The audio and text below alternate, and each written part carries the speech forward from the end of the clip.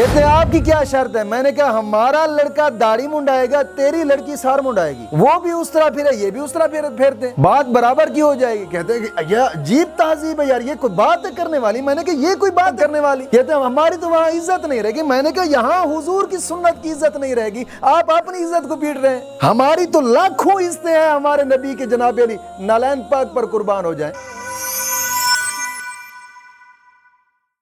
ساتویں نشانی قیامت کی، آقا کریم صلی اللہ علیہ وسلم نے فرمایا کہ مال کی کثرت ہوگی، لوگوں کے پاس مال آ جائے گا، مال اتنا زیادہ ہوگا۔ آقا کریم صلی اللہ علیہ وسلم نے فرمایا کہ نہر فرات اپنے خزانے کھول دے گی، وہ سونے کے پہاڑ ہوں گے، مال کی کثرت ہو جائے گی۔ اب دیکھیں، اندازہ کریں، پہلے بھی وقت ہوا کرتا تھا، ہمارے بزرگ لوگ 100 کلومیٹر پیدل سفر کیا کرتے تھے، اور 1 روپیہ ہوتا تھا، اور 1 روپے پر خوش ہوتے تھے کہ یار ہمارے تو مہینوں کے مہینے گزر جائیں گے 1 روپے پر۔ اور اب ہزاروں روپے ہیں نا، ان میں برکت نہیں ہوتی، مال کی کثرت تو ہو گئی ہے، برکت نہیں رہی۔ یہ بھی قیامت کی نشانیوں میں سے نشانی ایک آگے آتی ہے، میں بتاتا ہوں۔ اور 8ویں نشانی آقا کریم صلی اللہ علیہ وسلم نے فرمایا ملک عرب میں کھیتی اور باغ اور نہریں ہو جائیں گی۔ اور 9ویں نمبر پر نشانی قیامت کی نشانیوں میں سے آقا کریم صلی اللہ علیہ وسلم نے فرمایا دین پر قائم رہنا اتنا دشوار ہوگا جیسے مٹھی میں آگ کا انگارہ لینا مشکل ہوتا ہے۔ آگ کا انگارہ ہے، کوئی آدمی اٹھا کر ہاتھ پر رکھے گا، ہاتھ جل جائے گا اس کا۔ کیوں کہ ہاتھ کی ہتھیلی پر آگ کا انگارہ رکھنا مشکل ہے۔ حضور نے فرمایا قرب قیامت دین پر ثابت قدم رہنا، دین پر چلنا اتنا مشکل ہو جائے گا جیسے آگ کا انگارہ ہاتھ کی ہتھیلی پر رکھنا مشکل ہو۔ اب ہے ایسا، اب تو لوگوں کا ذہن بھی ایسا مر چکا ہے کہ جناب علی جب بھی کوئی تبلیغ کی جائے یار اوے خدا کا واسطہ جے بچوں کو دین پڑھائیں، بچوں کو دین پڑھائیں۔ کہتے ہیں یار دین پڑھائیں گے تو بچے بھوکے مر جائیں گے۔ کیا یار مولویوں کے پاس کیا ہے مولویوں کے پاس؟ سوال میں صرف اتنا کرتا ہوں، آن لائن سننے والے میرے دوست کافی ہوں گے، ٹک ٹاک پر بھی اور جناب علی جو یوٹیوب پر بھی دیکھ رہے ہیں لائیو، صرف میرا اتنا سوال ہے جو دنیاوی تعلیم پڑھنے والا ہے کیا اس کا خدا اور ہے؟ دین کے پڑھنے والے کا خدا اور ہوتا ہے کیا؟ حالانکہ جو دین پڑھنے والا ہوتا ہے مولا کریم اس کو عزت عطا فرماتا ہے۔ میرے ساتھ تھے، میرے ساتھ پڑھنے والے دنیاوی تعلیم میں نے BSc کر کے چھوڑ دیا ہے، اور میرے ساتھ پڑھنے والے MSc کر کے آج بھی جناب علی ہوٹل لگا کر بیٹھ۔ بات کرنے کا مقصد یہ ہے کہ دین پر قائم رہنا مشکل ہوگا۔ اب حقیقت ہے یہی، اب تو لوگوں کا ذہن بھی اتنا بدل چکا ہے، وہ کہ یار ہم اپنی اولاد کو دین پڑھائیں، ہم اپنی اولاد کو دین پڑھائیں گے تو ہماری تو اولاد بھوکی مر جائے گی۔ کیوں؟ یہاں دنیاوی تعلیم پڑھیں گے، میٹرک کریں گے، FA کریں گے، BA کریں گے، MA کریں گے، یار کہیں تو نوکری لگ جائے گی۔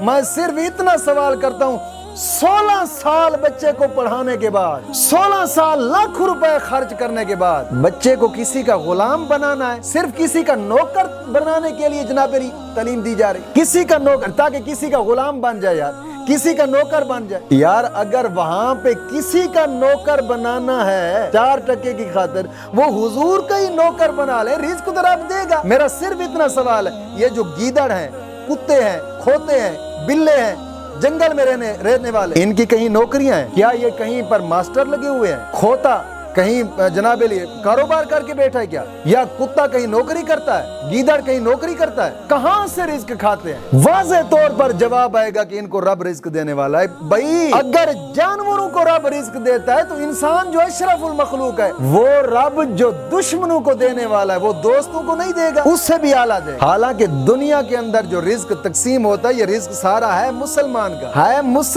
کا، مسلمان کے صدقے، حضور کے غلاموں کے صدقے ہی جناب علی دوسرے کھا رہے ہوتے ہیں۔ میں ایک مثال دے رہا ہوں، یہ رب کے قرآن کا فیصلہ ہے، پہلا پارہ آخری پاؤ۔ رزق جتنا بھی آتا ہے یہ تو مسلمانوں کے لیے ہے، لیکن کھا وہ بھی رہے ہیں۔ میں ایک مثال دے کر سمجھا رہا ہوں۔ مثال، کسائی ہوتا ہے نا، کسائی جانور ذبح کرتا ہے، اس کا مقصد کیا ہوتا ہے؟ میں اس کا گوشت کاٹ کر بیچوں گا، پھٹے پر گوشت لگا لیتا ہے۔ جانور تو اس نے ذبح کیا تھا، مقصد کیا ہوتا ہے؟ میں گوشت بیچوں گا، مسلمان کھائیں گے، خریدیں گے، لیکن گوشت وہ بیچتا ہے، جو چھچڑے ہوتے ہیں نا، چھچڑے یہ کتے بلے کھا لیتے ہیں۔ حالانکہ اس نے ذبح کیا تھا اس مقصد پر کہ جناب علی जानवर ज़बह कर रहा हूँ, मुसलमान खाएंगे। छिछड़े कुत्ते बिल्ले भी खा लेते हैं। रिज्क जो रब ने भेजा ये है मुसलमान के लिए, लेकिन जो काफिर कुत्ते बिल्ले हैं ना वो भी यहाँ से खा लेते हैं। रिज्क है मुसलमान का। और पहले पारा आखिरी पाव के अंदर अल्लाह रब्बुल इज्जत के कुरान ने इसको बयान फरमाया है। रिज्क तो अल्लाह रब्बुल इज्जत ने मुसलमान के लिए। हुजूर ने फरमाया माल की कसरत होगी और दीन पर कायम रहना मुश्किल होगा।